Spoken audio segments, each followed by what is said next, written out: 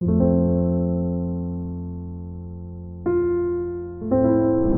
शेजीचा दूध भात नाहीचा कोरड्यात, माझ्या विदर्भातच मला निमंत्रण नाही, माझ्या विदर्भात मला स्टेज मिळत नाही.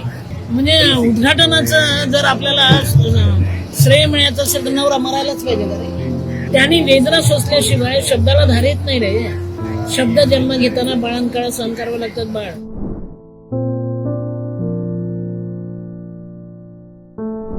खरं सांगू का बेटा, ते माझं क्षेत्र नाही. नयनतारा सायकल कोण हा माझा अभ्यास नाही. पण मोठी बाई आहे, नेहरूंची भाषा आहे, म्हणजे मोठी नाही, तिच्या कर्तव्याला ती मोठी आहे.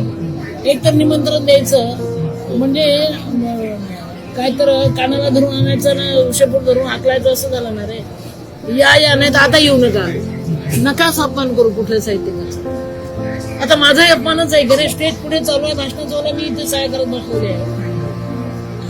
अरे शेजीचा दूध भात नाहीचा कोरड्यात, माझ्या विदर्भातच मला निमंत्रण नाही, माझ्या विदर्भात मला स्टेज मिळत नाही. सगळे जग ज्या बाईवर प्रेम करते, 4 राष्ट्रपती सन्मानित, अरे 750 पुरस्काराची मानकरी आहे मी, लिहिलेलं आहे तिथे. तरी पण मला स्टेजवर यायचा अधिकार नाही ना. शोकांतिका आहे विदर्भाची. आणि दुसरं असं की सध्या साहित्यिकांचं संमेलन या संमेलनावर आपल्या राज्यातल्या अनेक साहित्यिकांनी तो बहिष्कार टाकलेला आहे. या सुरुवातीच्या विषयावर तर त्यावर तुमचं साहित्यिकांना असं बहिष्कार टाकणं योग्य आहे किंवा काय असं? खरं सांगू बेटा, साहित्य हे निर्मळ पाण्यासारखं असतं. साहित्य म्हणजे वाहता झरा असा. त्यांनी राग लोक काही करू नये रे. चालत राहावं बस. पुढे जाणारी धार थांबवू नका रे.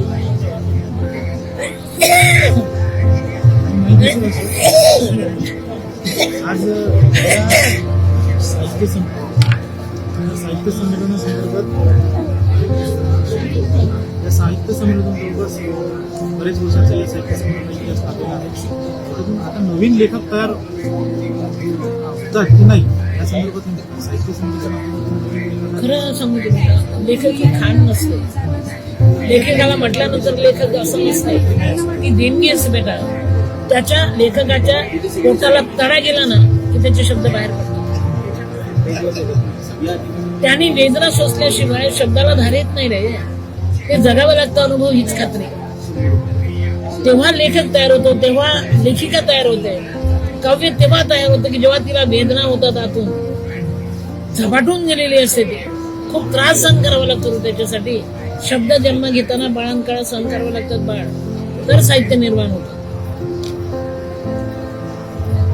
आणि दुसरं असं की ग्रामीण भागातलं म्हणजे आता साहित्य संमेलनामध्ये या साहित्य संमेलनातला आत्महत्याग्रस्त महिला त्या शेतकऱ्यांच्या उद्घाटनाचा मान मिळाला. आणि त्यांनी काल जे भाषण केलं, जे वेदना त्यांनी तिच्या शब्दातून मांडल्या. आपल्याला खरंच असं वाटतं की साहित्य संमेलनातून ग्रामीण भागातलं प्रतिबिंब नेमकं उमटतं.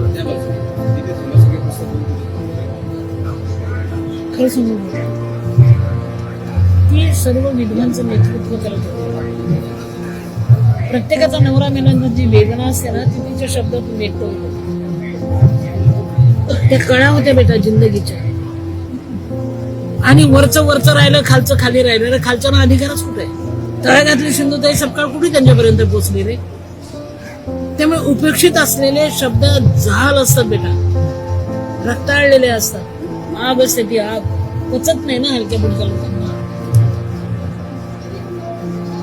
आणि माई, आणखी शेवटचा माझा असा प्रश्न की जो मान काल त्या आत्महत्याग्रस्त शेतकरीच्या पत्नीला जो बहुमान मिळाला काल उद्घाटनाचा, तो अपघातांना का होईना जो मिळाला, यावर नेमकं आपलं मत? म्हणजे उद्घाटनाचं जर आपल्याला श्रेय मिळायचं असेल तर नवरा मरायलाच पाहिजे का रे? तिला विधवाच व्हायला पाहिजे का रे उद्घाटन करताना? मग सगळ्या बायांनी ठरवलं आमचे पण नवरे मेले, ते काही एक आत्महत्या नाही, आम्हाला पण मान्य. म्हटलं ती यांचं कसं होईल रे? पडता भुई तोडी. तिचा नवरा मेला म्हणून तुम्ही सन्मान देता? तिच्या कपाळाचं कुकू गेलं, तिच्या लेकरा बाळाची फटफट झाली, संसार सुका झाला, बोका आयुष्य ती जगते. म्हणजे तिच्या वेदनेवर मीठ चोळता की काय करता तुम्ही? तुझा नवरा बाई मेला ना, ये आम्ही तुला मोठं करतो. अनेक नवरे मेले, त्यांचं काय? काही त्याच वेदना जगतात ना.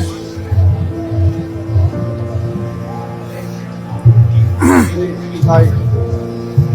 आता डोळे उघडून त्याच्याकडे पाहायला पाहिजे साहित्यिकाने. आणि या साहित्य संमेलनातून माई ग्रामीण भागाचं प्रतिबिंब प्रामुख्यानं मांडलेलं आहे. आज परिसंवादामध्ये जो विषय झालेला आहे तिथे उपस्थित साहित्यिकांनी नागरी आणि शहरी महानगरातल्या साहित्यिकांचं कर्तव्य काय असलं पाहिजे त्याच्या दोन टोकाच्या भूमिका त्यांनी हे केलेलं.